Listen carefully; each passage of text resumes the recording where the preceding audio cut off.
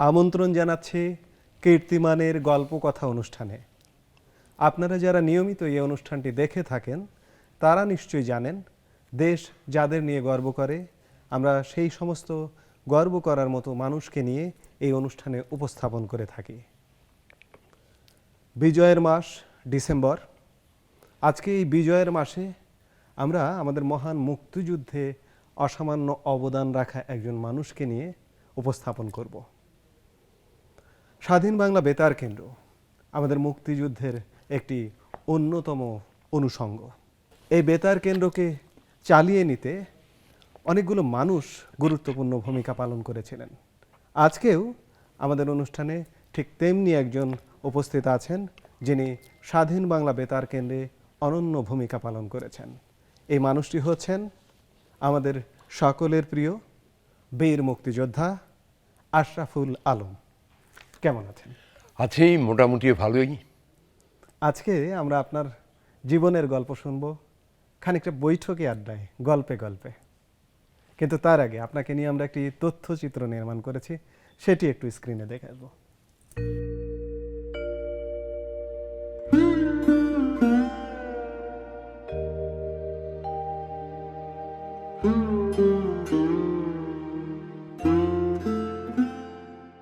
আশরাফুল আলমের জন্ম 1947 সালের 1 ফেব্রুয়ারি রংপুর জেলায়।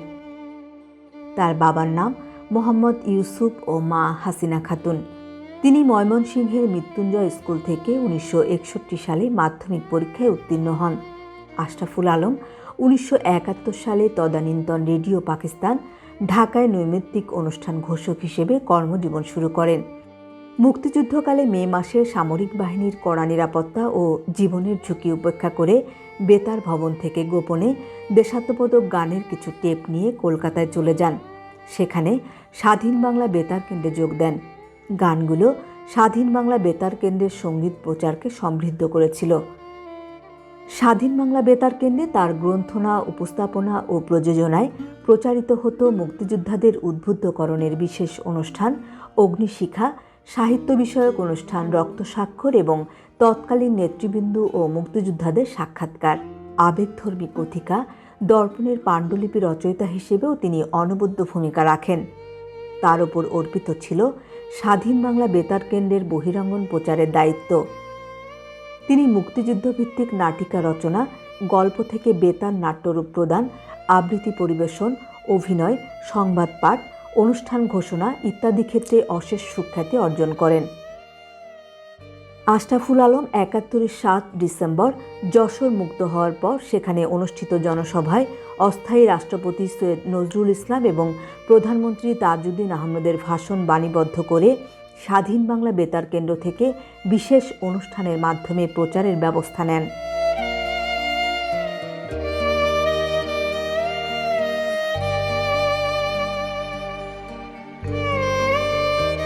তিনি 1972 সালের 10 জানুয়ারি জাতির পিতা বঙ্গবন্ধু শেখ মুজিবুর রহমানের স্বদেশ প্রত্যাবর্তন দিবসে তৎকালীন রেসকোর্স ময়দানে আয়োজিত অনুষ্ঠানের ধারা বর্ণনা করেন ঢাকা বেতার সহ সব কেন্দ্রে সম্প্রচারের জন্য।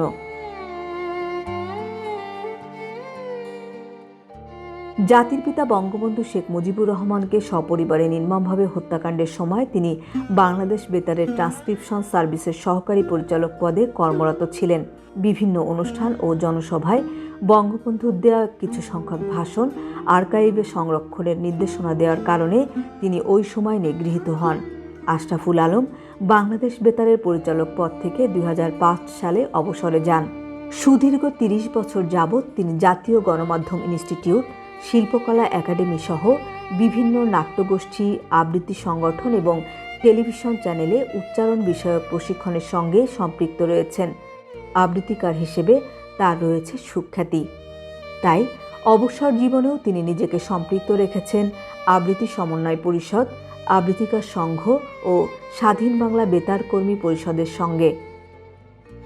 তার কর্মকাণ্ডের স্বীকৃতি স্বরূপ শব্দ সৈনিক হিসেবেও এদেশের স্বাধীনতা যুদ্ধ ও সংস্কৃতিতে অনন্য অবদানের জন্য স্বাধীনতা পুরস্কার 2017 প্রদান করা হয়।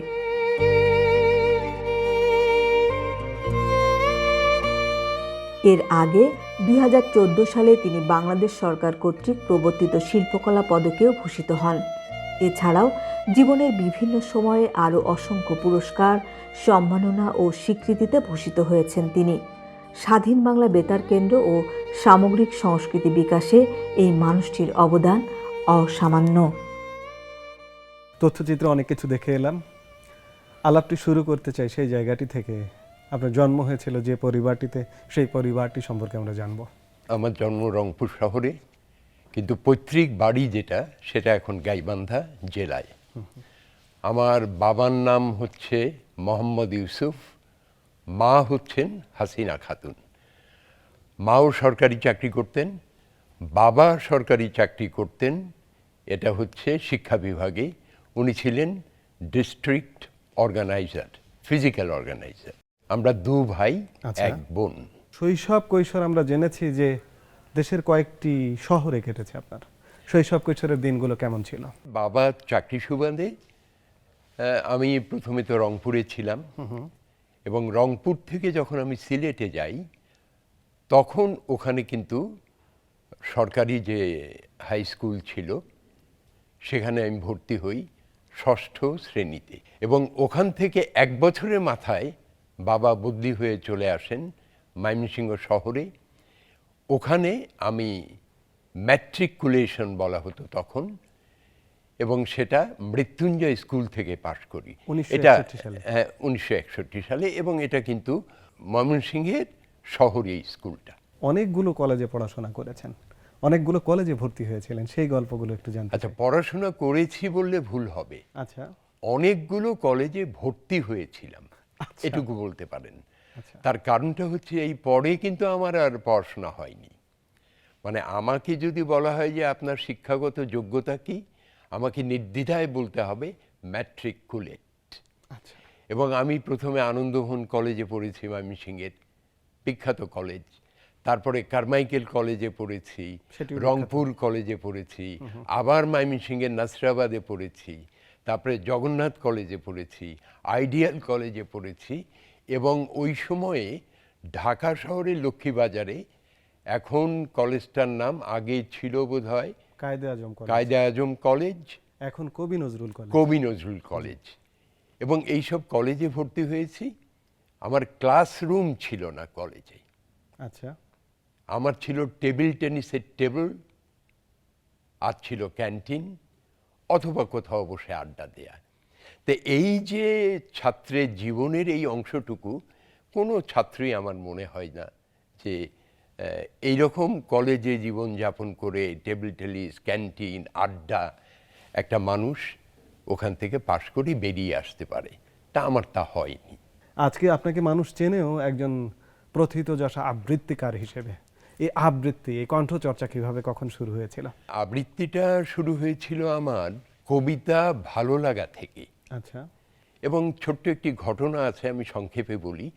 আমরা একটা স্টেশন, খুব অখ্যাত স্টেশনে নেমে, রেলওয়ে স্টেশন, সেখান থেকে কিন্তু মামা বাড়িতে যেতাম। আর গাড়িটা যখন স্টেশনে পৌঁছতো তখন প্রায় বিকেল। এটা বাংলাদেশের কোন অঞ্চলে? বাংলাদেশের, এটা হচ্ছে গাইবান্ধা জেলা। আচ্ছা, হ্যাঁ, সেখান থেকে যখন গরুর গাড়িতে যেতাম, এটা ধরা যাক যে 52 সালের প্রায় প্রথম দিকের কথা, 1952। তখন দেখতাম যে বটগাছ সম্ভবত, তার নিচে পাখি মানে ঠোঁট দিয়ে ওই খড়কুটো উল্টিয়ে উল্টিয়ে সে খাবার খোঁজ করত। এবং আমি যখন একটি কবিতায় পড়লাম, তখন আমি ক্লাস 9-এ পড়ি, কবিতায় পড়লাম যে খড়কুটো উল্টায়ে ফিরিতেছে দু একটা বিষণ্ণ চড়ুই। আমি তখন সঙ্গে সঙ্গে মুহূর্তে ওই জায়গায় যুক্ত হয়ে গেলাম, আমার সেই ছোটবেলায় সেই বটগাছ তলায়। এবং তারপর কবিতা ভালো লাগতে শুরু করলো। কবিতা ভালো লাগার অর্থই হচ্ছে কবিতা পড়া। এবং আমি যখন জোরে জোরে কবিতা পড়তাম সশব্দে, তখন মনে হতো আমার কাছেই আমার পাঠটা ভালো লাগে। এবং আবৃত্তির কিন্তু আমিই হচ্ছি প্রথম শ্রোতা আমার নিজের আবৃত্তির, এইভাবে আবৃত্তিতে আসা। আচ্ছা, তো আজকে যেহেতু আবৃত্তির কথা হচ্ছে, আপনার কণ্ঠে আমরা একটা আবৃত্তি শুনতে চাই, কটা লাইন। যে কবিতাটি এখন পড়ব সেটা হচ্ছে সেলিম আল দীনের লেখা, এবং কবিতার নাম শোকগাথা। কালো রাত্রি নেমেছে চারদিকে, ছোবল হেনেছে সাপ তোমার মাতৃভূমির হৃৎপিণ্ডে। মশালধারী তুমি ঘুমিয়ে পড়লে কেন? শুনতে পাচ্ছ বাংলার জনপদে গর্ভধারিণী গণের বুক ফাটা চুল ছেঁড়া চিৎকার। ভ্রূণ হত্যা হয়ে গেছে আগামী জন্মের। মশালধারী তুমি তবু ঘুমিয়ে পড়লে কেন?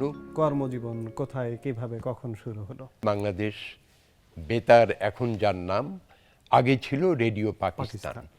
ওখানে আমি 65 সালের শেষ দিকে ওখানে আমি কিন্তু উপস্থাপক হিসেবে যোগ দিই। মানে একটা কণ্ঠস্বর পরীক্ষা দিতে হয়, তারপরে উপস্থাপক হিসেবে 1971 যখন আমাদের মুক্তিযুদ্ধটা শুরু হলো ওই পর্যন্ত সেখানে আমি দায়িত্ব পালন করেছি।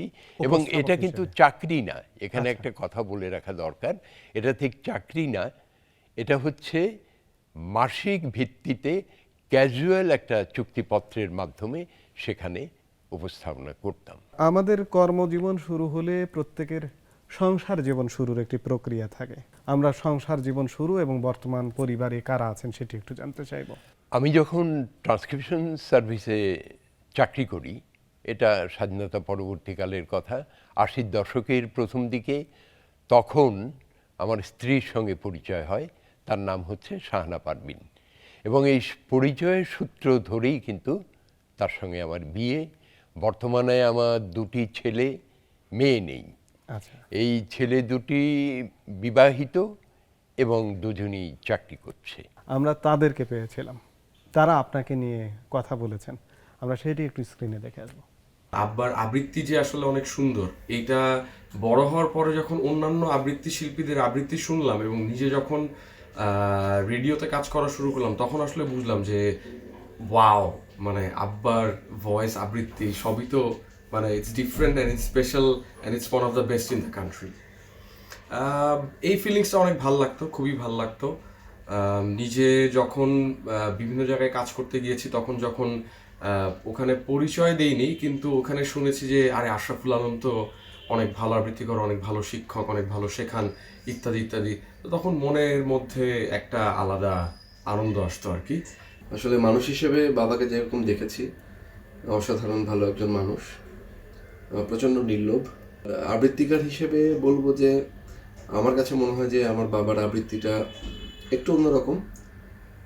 অন্যান্য অনেক আবৃত্তিকার আছেন যারা প্রচণ্ড আবেগ দিয়ে আবৃত্তি করেন, কিন্তু আমার বাবা সেই পরিমিতি বোঝার জায়গা থেকে মানে আবৃত্তিটা ওনার মতো করে করেন। উচ্চারণ এই বিষয়টা বাবার আমি বলবো যে একটা বিশেষত্ব, উনি এই বিষয়ে বেশ ভালো জানেন, এবং এখন পর্যন্ত উনি যেভাবে বিভিন্ন প্রতিষ্ঠানে, বিভিন্ন আবৃত্তি সংঘগুলোতে ক্লাস নিয়ে যাচ্ছেন, এই জিনিসটা আমার কাছে খুব ভালো লাগে। এই বয়সে উনি এভাবে কাজ করতে পারছেন, আমি আশা করব উনি ভবিষ্যতে আরও এরকম কাজ করবেন। আমার দাদার নাম আশরাফুল আলম। আমার দাদা অনেক ভালো আবৃত্তি করেন। আমার দাদাকে টিভিতে দেখায়, অনেকগুলো অনুষ্ঠান হয় আমার দাদাকে নিয়ে। 1971-এ মুক্তিযোদ্ধাদের কণ্ঠ আমাদেরকে বাঁচিয়ে রেখেছিল, যারা আমরা বাংলাদেশের ভেতরে ছিলাম। তার একটি কণ্ঠ আশরাফুল আলমের, যাকে আমি অনেক পরে চিনতে পেরেছি, সরাসরি দেখেছি। এই মুক্তিযোদ্ধাকে আমি ভালোবাসি, শ্রদ্ধা করি। আর একজন মানুষ, তিনি একজন আবৃত্তিকার, আবৃত্তি শিল্পী, আবৃত্তি বোদ্ধা, আবৃত্তির শিক্ষক। আবৃত্তিকে তিনি জীবনে ধারণ করেছেন, জীবনে অন্য সবকিছুর চাইতে বেশি করে। সংসার বিমুখ এই মানুষটা যিনি শুধু আবৃত্তিকে ধারণ করেই বেঁচে থাকতে পারে, আর কিছুরই প্রয়োজন হয় না। এখনো প্রচন্ড পড়াশোনা করে, প্রচুর পড়াশোনা করে, এবং বিভিন্ন জায়গায় যেভাবে ও ক্লাসগুলো নেয়, আমি অবাক হয়ে যাই যে এই বয়সে এসেও কতটা ডেডিকেশন নিয়েও কাজ করতে পারে। এবং আমি আল্লাহর কাছে প্রার্থনা করি সবসময়, আপনারাও দোয়া করবেন ওর জন্য, এরকম সুস্থভাবে, সুন্দরভাবে ওর যে চাওয়াগুলো সেইগুলো যেন পূরণ করতে পারে। আমরা 71-এর আলাপে চলে যাই।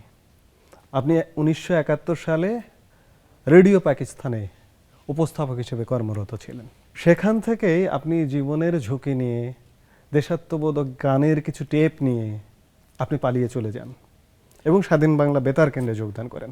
আমরা সেই গল্পটা একটু জানতে চাই। 7ই মার্চ জাতির জনক বঙ্গবন্ধু শেখ মুজিবুর রহমান তার সেই বিখ্যাত ভাষণটি দিলেন।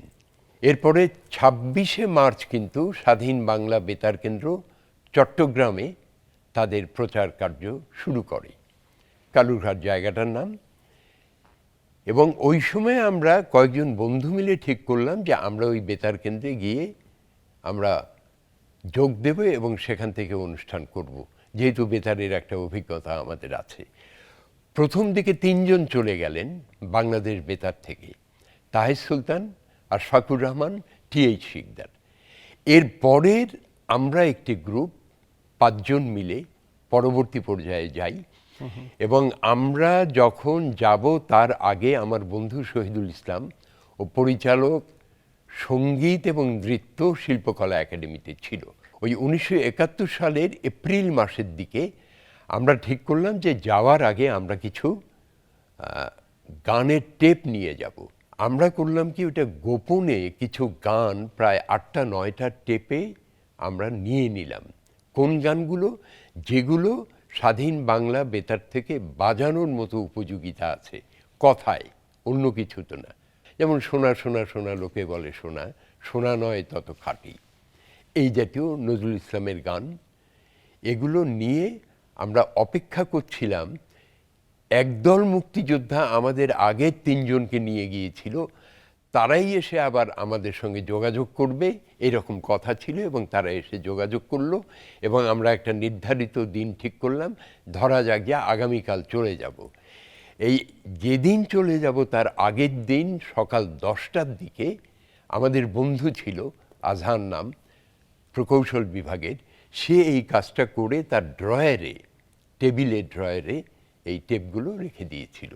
আচ্ছা, আমরা ওইখান থেকে সকাল 10টার দিকে টেপগুলো হাতে নিলাম, শহীদুল ইসলাম এবং আমি 2 জন।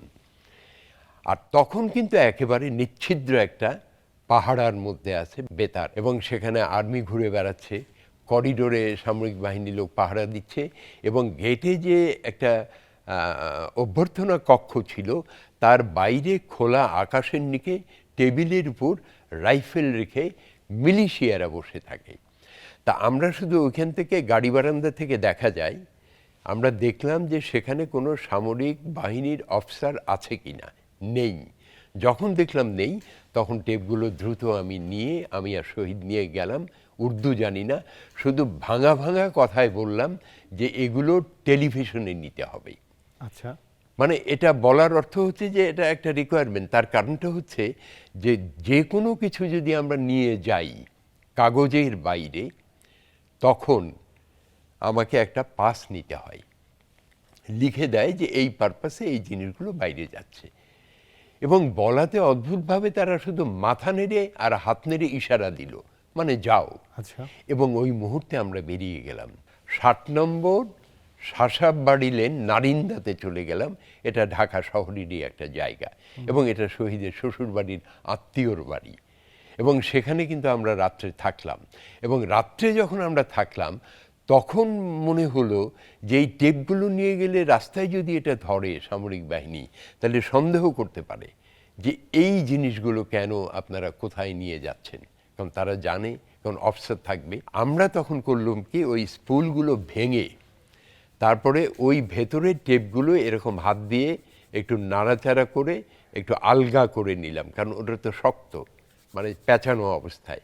তারপরে 2টো বালিশ নিয়ে সেলাই খোলা হলো, সেলাই খুলে তুলোর মধ্যে ওটা ভরা হলো, ভরে আবার বালিশগুলো সেলাই করে এখন বালিশ সহ আমরা কিন্তু গেলাম।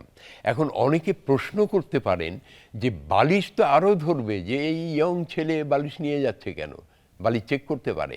কিন্তু তখন ঢাকা শহরের দৃশ্যটা হচ্ছে এরকম যে ঢাকা শহর ছেড়ে যারা যাচ্ছে তাদের সঙ্গে ট্রাঙ্ক, বালিশ, লেপকাথা, কম্বল, হাঁড়ি পাতিল এগুলো তারা সঙ্গে কিছু কিছু কিছু করে নিয়ে যাচ্ছে, কারণ এটা একটা অভ্যস্ত স্বাভাবিক ব্যাপার দৃশ্য ছিল।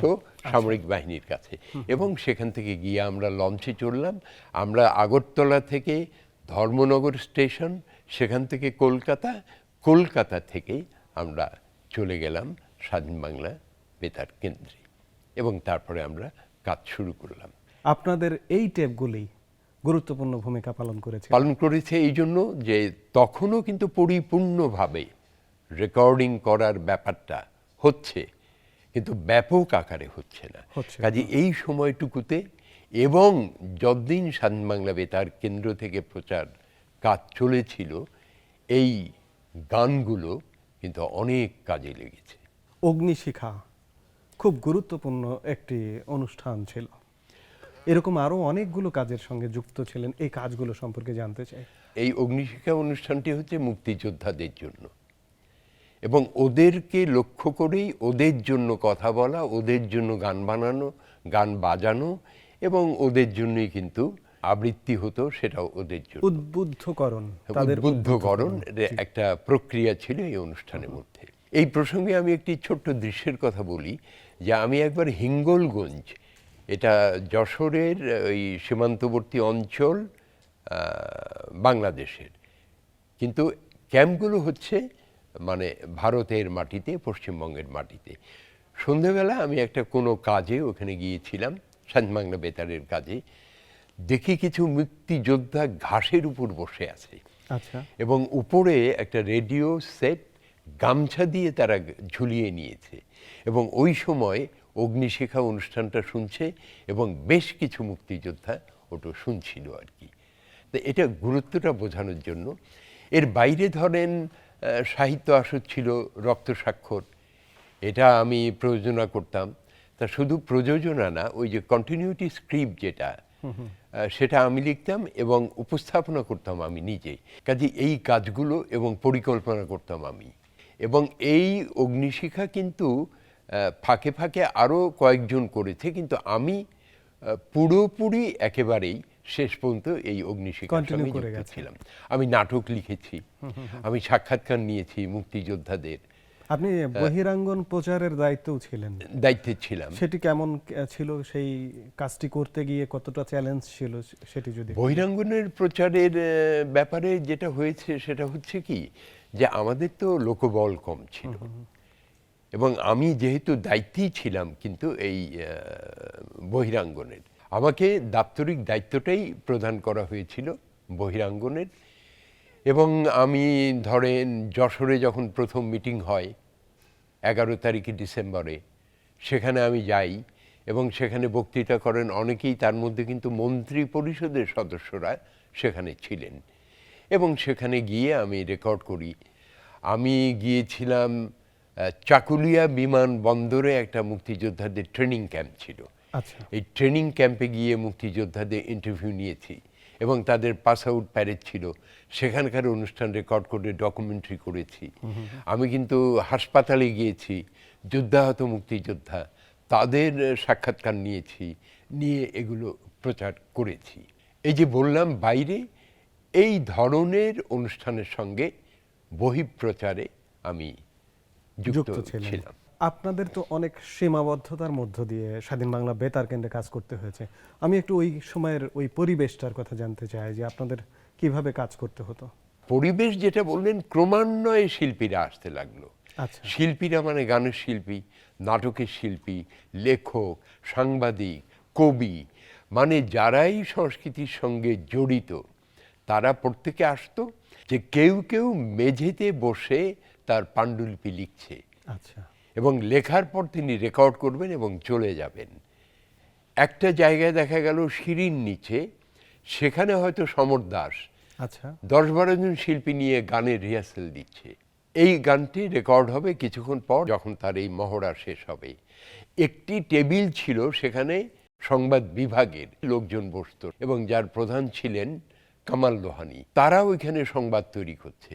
স্টুডিও বলতে কিন্তু ফর্মাল কোনো স্টুডিও ছিল না, মানে ভারী পর্দা থাকার বাড়ির দেয়ালে ঝুলিয়ে স্টুডিও তৈরি করা হয়েছে। প্রথম যখন রেকর্ডিং হতো তখন মেশিন ছিল মাটিতে, এবং সেই মেশিন বলতে চৌকোনা 1.5 ফুট বাই 1 ফুট এইরকম, এবং উঁচু হচ্ছে 6 ইঞ্চি কিংবা 5.5 ইঞ্চি। একেবারেই বাড়িতে ব্যবহার করা শৌখিন একটা রেকর্ডিং মেশিন, দুটো মেশিন এবং মাইক্রোফোন মাটিতে।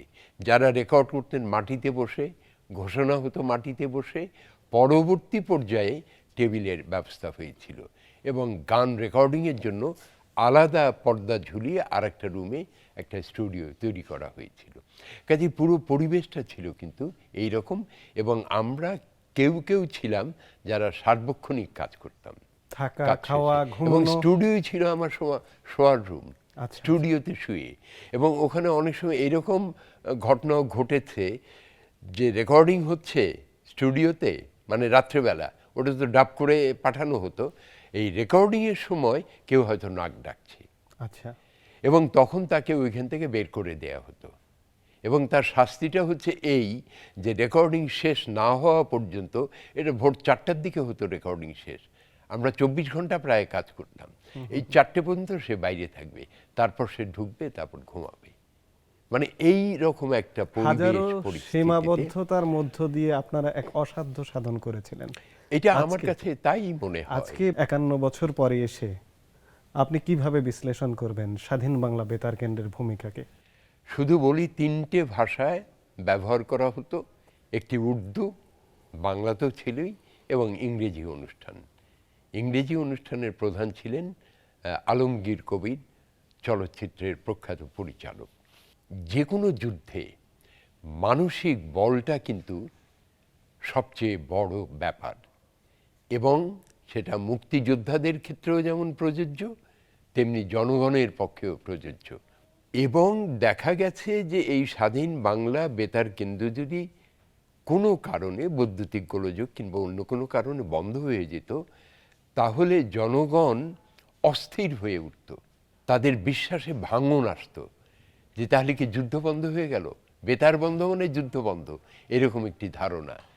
এবং তারা অধীর আগ্রহে অপেক্ষা করত অনুষ্ঠানের জন্য। দেশ স্বাধীন হলো, স্বাধীন বাংলাদেশে ফিরে এলেন, বাংলাদেশ বেতারে ফুল টাইম যোগদান করলেন প্রডিউসার হিসেবে। আমার চাকরির একটা ধারাবাহিক সূত্রটা আছে, সেটা হচ্ছে আমি যখন স্বাধীন বাংলা বেতারে ছিলাম তখন তো মুজিবনগর সরকার গঠন হয়ে গেছে, আমাকে অনুষ্ঠান প্রযোজক হিসেবে আমাকে একটা নিয়োগপত্র দেয়া হয়, স্বাধীন বাংলা অনুষ্ঠান বেতার কেন্দ্র। প্রযোজক, আচ্ছা। স্বাধীন বাংলা বেতার কেন্দ্র। ওই ধারাবাহিক সূত্রে এসে আমি বাংলাদেশ বেতারে কিন্তু কাজে যোগ দেই, এবং তারপরে ওই সরকারি চাকরি বলতে যা বোঝায় সেই চাকরিতে আমি বহাল থাকি একদম, কি 2003 বলে, সাল পর্যন্ত। 5 সাল 2005 পর্যন্ত। রিটায়ারমেন্টের আগে পর্যন্ত 5 সালে পরিচালক হিসেবে অবসর নেন। পরিচালক হিসেবে আমি অবসর নিই। আচ্ছা। এবং এই সময়ে যে আমি কাজ করেছি, আমি সেটি একটু জানতে চাইছি যে আপনার খুব কাজ স্বর্ণালী কিছু বলতে স্মৃতি মানে আছে। আমি কিছু স্মৃতি হয়তো জি। টুকরো টুকরো ভাবে 2-4 শব্দে বলা যায়। যেমন 1972 সালে যখন ফিরে এলেন জাতির পিতা বঙ্গবন্ধু শেখ মুজিবুর রহমান, তিনি ওই রেসকোর্সের মাঠে যে বক্তৃতা দিয়েছিলেন ওটার কিন্তু ধারা বর্ণনা আপনি আমি দিয়েছিলাম রেসকোর্সের মাঠ থেকে, 3টে পয়েন্ট ছিল। এরপরে আমি এককভাবে ধারা বর্ণনা দিয়েছিলাম যখন ওই বঙ্গবন্ধু সেতু, যেটা যমুনা ব্রিজের উপর সিরাজগঞ্জ আর আচ্ছা, টাঙ্গাইলকে যুক্ত করেছে, সেখানে কিন্তু আমি রানিং কমেন্ট্রি বলতে যা বোঝায় ধারা বর্ণনা সেখান থেকে দিয়েছিলাম। ইন্দিরা গান্ধী যখন এসেছিলেন বাংলাদেশে, এটা 72 সালে, তখনও ধারা বর্ণনা দিয়েছিলাম তার মঞ্চের পাশ থেকে। শিশুদের অনুষ্ঠান করেছি, তারপরে ম্যাগাজিন অনুষ্ঠান করেছি, মানে দেখেছি, দায়িত্বে ছিল। এবং নাটকের দায়িত্বে কিন্তু আমি দীর্ঘদিন বাংলাদেশ বেতারে কাজ করেছি। আর নিজে আবৃত্তি করা, উপস্থাপনা করা, এগুলো কিন্তু আমি ছাড়িনি, এগুলো করতাম। আবৃত্তিকার হিসেবে একটা প্রচন্ড সুখ্যাতি আছে। আজকে আমাদের আবৃত্তি চর্চা, আবৃত্তি শিল্পটি কোন জায়গায়? আপনি এটির পৃষ্ঠপোষকতার জায়গা বা কোনো ঘাটতি আছে কিনা, আপনি কি বলবেন? যারা আবৃত্তি করেন তারা মূলত কষ্ট করে এই আর্থিক জায়গাটা তারা কিন্তু ব্যবস্থাপনার মধ্যে নিয়ে আসেন। সেটা হচ্ছে যদি একটি বইয়ের ধরা যাক বাংলা বই, নির্মলেন্দু গুণের কবিতা, সেটা ফরাসি ভাষায় কি বলে অনুবাদ হলো, যে অনুবাদ হওয়ার পর যে বিষয়টি দাঁড়ালো সেটাও তো শিল্প। আবৃত্তি হচ্ছে আমার ভাষায়, আমি সবসময়ই বলি যে কণ্ঠস্বরের ভাষায় কবিতার অনুবাদ করাই আবৃত্তি। কাজেই স্বভাবতই আবৃত্তি একটা শিল্প। এখন এই শিল্পর জায়গাটা আগে কেমন ছিল? আগে ছিল একক আবৃত্তি, দলীয় কোনো বিষয় ছিল না। আমি বলছি পাকিস্তানের সময়ের কথা, স্বাধীনতার পূর্ববর্তী সময়ের কথা। কিন্তু স্বাধীনতার পর কিন্তু একটা বিরাট পরিবর্তন এসছে। এই পরিবর্তনটা হচ্ছে ব্যাপক এবং বিস্তৃত। তার কারণটা হচ্ছে যে আবৃত্তির সঙ্গে দলীয় আবৃত্তি আসলো, বৃন্দ যেটাকে বলা হয়, তার সঙ্গে আলো আসলো, তার সঙ্গে পোশাক আসলো, তার সঙ্গে সঙ্গীত আসলো। অর্থাৎ আবৃত্তি একটা পূর্ণতার মধ্যে চলে গেল এবং দল এখন বাংলাদেশে প্রায় ৩০০-রও বেশি, ৩৫০-র মতো। কাজে এই যে বিস্তৃতি লাভ করাটা, এটা কিন্তু একটা বিরাট ব্যাপার এবং আমি মনে করি যে এই বিরাট বিষয়টির পেছনে রয়েছে আমাদের স্বাধীনতা। এই মুহূর্তেও আপনার কণ্ঠে একটা আবৃত্তি শুনতে চাই। কবিতার নাম হচ্ছে শব্দের তারতম্য। শব্দকে আমার বড় ভয় ছিল। পৃথিবীর নানা রকম শব্দকে, বিশেষ বয়সে এসে অতর্কিত বাবার পায়ের শব্দ, সেকেলে খড়ম পড়া মায়ের চলার শব্দ, প্রিয়তমার কাকন নিক্কন, ট্রেনের চাকার শব্দ, মোটরের বিস্ফোরণ, প্রাচীর ইটের স্তূপে টায়ারের আর্তনাদ, অকারণ ট্রাফিক হুইসেল এবং বিদগ্ধ দিনে রাজপথে রৌদ্রের বিলাপ ইত্যাদি অনেক শব্দে শব্দময় পৃথিবীকে আমার ভীষণ ভয় ছিল। চমৎকার। আপনার সম্পর্কে কথা বলেছেন আপনার পরিবারের বাইরে কয়েকজন মানুষ, আমরা সেটি একটু দেখে আসবো। আশরাফুল আলম আমাদের পরম বন্ধু, স্বাধীন বাংলা বেতার কেন্দ্রের কণ্ঠযোদ্ধা এবং তিনি বাংলাদেশ স্বাধীনতা উত্তর পর্বে তিনি বাংলাদেশ বেতারের একনিষ্ঠ সেবক হিসেবে তিনি তার জীবন পার করেছেন। এখনও তিনি সমান তালে আবৃত্তি করে যাচ্ছেন। তার বাচনিক শিল্পীর তার প্রয়োগ পর্যন্ত তিনি এখনও পর্যন্ত করে যাচ্ছেন এবং এখনও পর্যন্ত তিনি সুস্থ সবল এবং আমাদের সঙ্গে এক কাঁধে কাঁধ মিলিয়ে তিনি এখনও পর্যন্ত আমাদের শিল্পে সেবা করে যাচ্ছেন। আমি তার আজীবন শিল্প সমৃদ্ধি কামনা করছি। আশরাফুল আলম একজন ঘোষক, উপস্থাপক এবং বিশিষ্ট আবৃত্তি শিল্পী। রেডিও পাকিস্তান ঢাকা কেন্দ্রে একজন প্রোগ্রাম প্রডিউসার হিসেবে জয়েন করি। প্রথম পরিচিতই আমার কাছে কেমন যেন ভালো লেগেছিল। খুব মনে পড়ে আশরাফুল আলম যে বিষয়ে অত্যন্ত স্পৃষ্ট হন। ৭ মার্চ কয়েকজন বন্ধুসহ বঙ্গবন্ধু শেখ মুজিবুর রহমানের ভাষণ প্রচার না করার প্রতিবাদে যখন রেডিও পাকিস্তান ঢাকা কেন্দ্র বন্ধ করে দিই, তখনকার সময় এবং পরবর্তীকালে যুদ্ধের সময়কে আশরাফুল আলম তার জীবন ঘনিষ্ঠতার মধ্যে ধারণ করেন। দীর্ঘজীবী হোক আশু, ওকে আমি আশু বলে ডাকি। দীর্ঘজীবী হোক তার কর্মগুলো এবং বিস্তৃত হোক আমাদের সংস্কৃতির ভেতরে। স্বাধীন বাংলা বেতার কেন্দ্রের শব্দ সৈনিক, প্রখ্যাত সংস্কৃতি ব্যক্তিত্ব এবং মিডিয়া ব্যক্তিত্ব জনাব আশরাফুল আলম আমাদের গর্ব, জাতির গর্ব। তিনি যেমন প্রখর ব্যক্তিত্বের অধিকারী, তেমনি ব্যক্তিত্বের সঙ্গে মিশেছে তার অমায়িক ব্যবহার। তিনি যেমন একজন মিডিয়া ব্যক্তিত্ব, সেই সঙ্গে তিনি একজন প্রখ্যাত আবৃত্তিকার।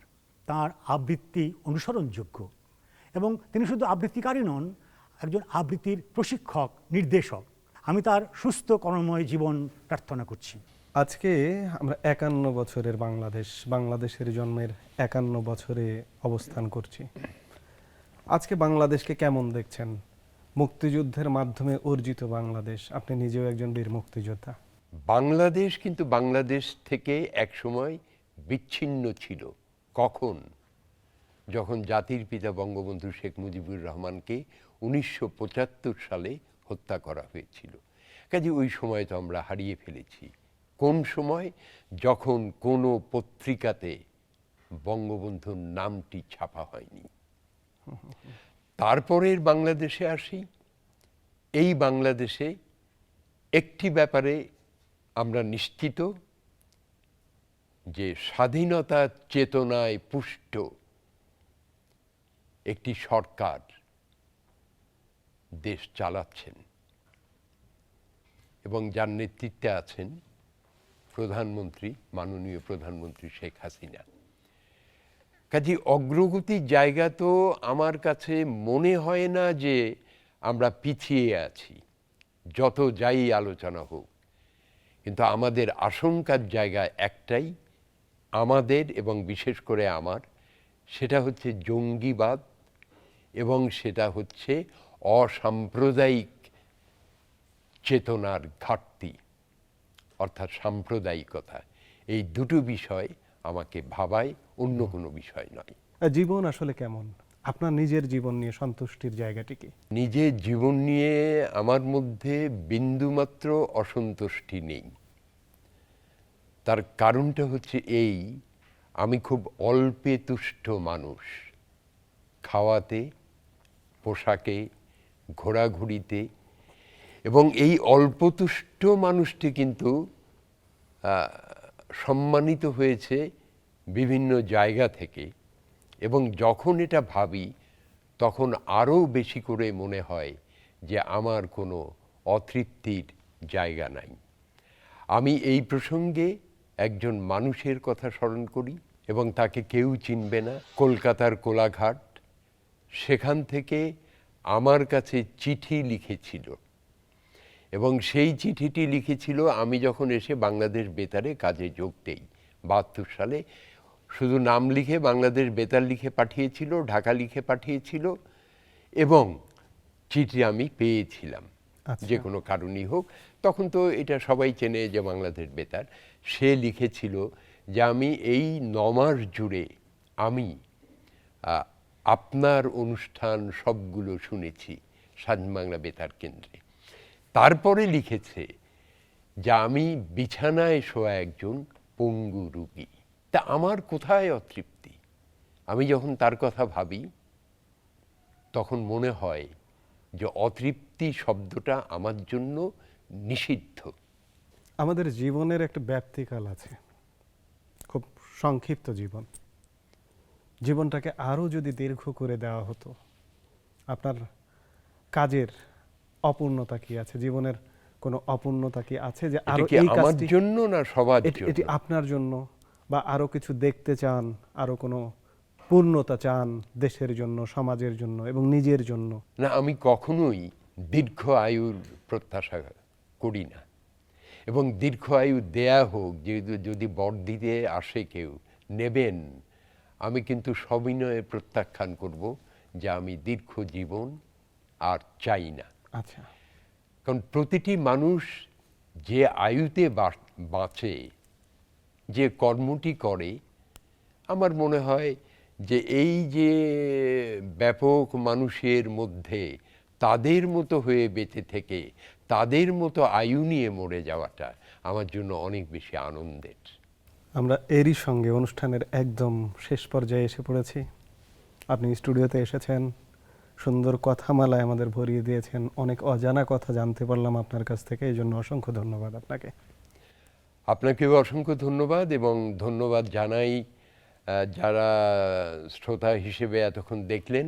এবং সবশেষে আমি শ্রদ্ধা নিবেদন করি যারা মুক্তিযুদ্ধে এবং বিভিন্ন আন্দোলনে আত্মাহুতি দিয়েছিলেন, শহীদ হয়েছেন, তাদের প্রতি এবং জাতির পিতা বঙ্গবন্ধু শেখ মুজিবুর রহমানের প্রতি শ্রদ্ধা জানাই। বিজয়ের মাসে বসে আমরা কথা বলছি, সেই আঙ্গিকে একটি কবিতা শুনতে শুনতে বিদায় নিতে চাই। তার আগে আমি দর্শকদের কাছ থেকে বিদায় নিয়ে আসি। প্রিয় দর্শক, আজ এ পর্যন্তই। পরবর্তী পর্বে ঠিক এমনি একজন গর্ব করার মতো মানুষকে নিয়ে আপনাদের সামনে হাজির হবার আশা রাখছি। সে পর্যন্ত বিদায়, ভালো থাকুন, সুস্থ থাকুন। মা, মুক্তি সেনাদের ক্যাম্প থেকে তোমাকে লিখছি। এখন বাইরে ভীষণ বৃষ্টি, তাঁবুর ফাঁক দিয়ে দেখতে পাচ্ছি সমস্ত দিগন্ত জুড়ে মেঘ, মাঝে মাঝে বিদ্যুৎ চমকাচ্ছে। তাঁবুর কাছে ছোট্ট একটা ডোবা, পানিতে টইটুম্বুর। আজ সারাদিন বৃষ্টি হচ্ছে কিনা তাই সন্ধ্যার ঠিক পরপরই তোমাকে চিঠি লিখতে বসেছি। বাইরে মেঘ, বৃষ্টির শব্দ, বিদ্যুতের চমক, থেকে থেকে মেঘের ডাক, সব মিলিয়ে মন্দ লাগছে না। আচ্ছা মা, সারা রাত এমনি চলার পর সকালে ঝকঝকে আকাশে যে সূর্য ওঠে তার আলো খুব উজ্জ্বল হয়, তাই না? এই মুহূর্তে আমার ছোটবেলার কথা মনে পড়ছে। বর্ষা এলে আমাদের বাড়ির পাশের খালটা পানিতে ভরে যেত। তখন আর ছোট খালটা পার হওয়ার উপায় থাকতো না। খালের উপর দিয়ে এক বাঁশের তৈরি সাঁকো দেয়া হতো। আমার স্পষ্ট মনে পড়ছে, সাঁকোর উপর দিয়ে আমি কিছুতেই খালটা পার হতে পারতাম না। কেউ জোর করে পার করতে চাইলে ভয়ে কান্নাই জড়িয়ে দিতাম। শুধু মনে হতো খালে একবার পড়ে গেলে আমি আর উঠতে পারবো না। অথচ আজ আমি রাইফেল ধরতে শিখেছি। বাংকারে রাতের পর রাত কাটাতে ভয় পাই না। শত্রুর আক্রমণের মুখে দাঁড়িয়ে পাল্টা প্রচণ্ড আক্রমণে তাদেরকে বিপর্যস্ত করার মতো দুর্জয় সাহস আমার রক্তে রক্তে উত্তেজনা ছড়াচ্ছে।